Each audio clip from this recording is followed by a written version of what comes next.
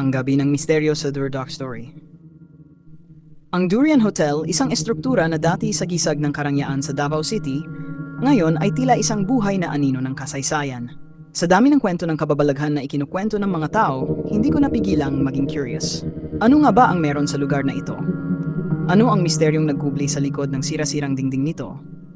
Matapos ang ilang linggong pag-aasikaso ng clearance at permiso mula sa mga lokal na otoridad, nagpasya akong pasukin ito mag-isa. Gabing-gabi nang sinimulan ko ang solo ghost hunting ko, dala lamang ang aking GoPro, isang malamig na tubig, at buo o kalokohang tapang. Pagpasok sa Durian Hotel. Habang papalapit ako sa harapan ng Durian Hotel, bumungad sa akin ang matayog nitong anyo.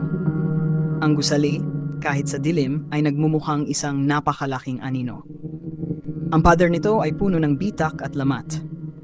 May mga baging at halaman na umamakyat na sa paligid, tila inaangkin muli ng kalikasan ang dating marangyang hotel. Ang malalaking bintana nito ay basag-basag, at ang ilan ay may mga itim na kurtinang nakakapit pa rin, nanginginig sa mahinang ihip ng hangin. Nang buksan ko ang malalaking pintuan ng lobby, agad akong sinalubong ng amoy ng bulok na kahoy at amag. Ang dating mararangyang chandelier na nakakabit sa kisame ay nakabitin pa rin, pero kalawangin na ang mga chain nito, tila naghihintay na lamang mahulog. Ang marmol na sahig, na dati siguro ay makintab, ay natakpan ng makapal na alikabok. May mga tuyong dahon at basag na salamin na nagkalat sa paligid. May isang lumang grand piano sa gilid ng lobby. Nakalantad ang mga tipaklong ng kahoy nito, at ang mga PC ay mistulang ginapang ng kalawang. Tila sinisigaw ng bawat sulok ng lugar na ito ang kasaysayan nito, ngunit ngayon ay napalitan na ng bigat at lamig. Matapos maglibot sa lobby, naglakad ako patungo sa hagdan. Ang hagdan ay gawa sa kahoy at bawat hakbang ko ay may kasabay na ingay na parang lumang piano key. Pag-akyat ko sa ikalawang palapag, naramdaman ko agad ang bigat ng lugar. Parang ang hangin dito ay mas siksik, mas malamig.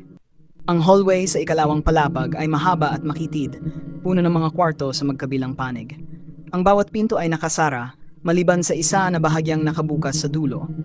Habang nilalapitan ko ang pinto, naramdaman ko ang unti-unting pagtayo ng balahibo ko sa braso. Pagpasok ko sa kwarto, nakita ko ang isang kama na halos hindi na makilala sa dami ng kalawang at agyo.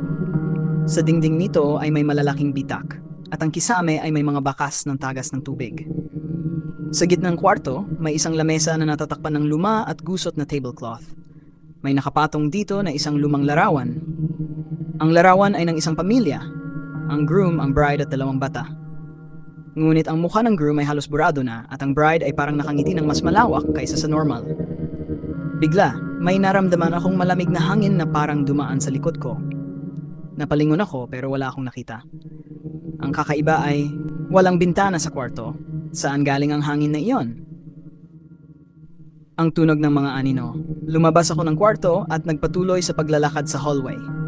May mga graffiti sa dingding, mga hugis na tila mata, bibig, at iba pang abstract na anyo. Habang iniikot ko ang GoPro, napansin ko ang graffiti ay parang gumagalaw sa screen ng kamera kahit na hindi ito gumagalaw sa paningin ko. Habang lumalapit ako sa hagdan papunta sa ikatlong palapag, narinig ko ang mga yabag mula sa taas. Mahina lang ito, pero sapat para mapatigil ako. Naghintay ako ng ilang segundo, ngunit wala akong nakita. Pag-akyat ko sa ikatlong palapag, mas dumilim ang paligid kahit naka-on pa rin ang flashlight ng GoPro. Ang ikatlong palapag ay masirang-sira kaysa sa mga nauna. Ang mga dingding ay halos natuklap na at may amoy ng nabubulok na bagay na hindi ko may paliwanag. Sa dulo ng hallway, may isang malaking salamin. Basag ito at sa mga piraso ng basag na salamin, nakita kong parang may aninong dumaan. Tinutok ko ang kamera, ngunit wala akong nakita. Nang tingnan ko ang playback ng video, malinaw na may hugis tao na dumaan. Sa gitna ng palapag na iyon, may nakita akong isang malaking pinto na may nakaukit na mga simbolo.